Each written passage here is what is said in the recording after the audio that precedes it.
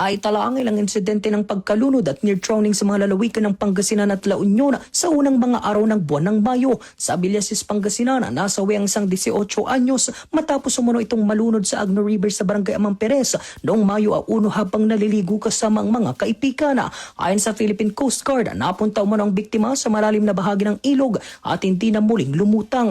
Matapos ang isinawang search and retrieval operation, na-recover ang biktima bandang alas 2:44 ng hapon noong Mayo 2. Samantala, sa kaparehong araw, dalawang magkahiwalay na insidente ng near drowning ang naitala naman sa probinsya ng La Union. Sa Barangay Samara, Arincay, agad na narespondihan ng Coast Guard personnel ang isang 3 anyos na bata na natagpo ang walang malay matapos mahulog sa isang palaisdaan malapit sa kanilang himpilan. Matagumpay na naisagawa ang CPR sa bata bago ito isinugod sa ospital. Sa bayan naman ng Agoo, isang off-duty na miyembro ng Philippine Coast Guard ang tumulong sa pagsagip sa isang batang nalunod sa Eco Park habang may swimming activity. Agad ding isinagawa ang CPR sa biktima bago ito dinala sa ospital kung saan iniulat na naging maayos ang kondisyon nito. Patuloy namang pinalalahanan ng mga otoridad ang publiko na maging maingat sa paglangoy at bantayang mabuti ang mga bata lalo na sa mga anyong tubig ngayong panahon ng tag-init. Kasama mo mula rito sa FM News Tugupan, ito si Edton Limoyano, Tatak RMN. RMN Network News.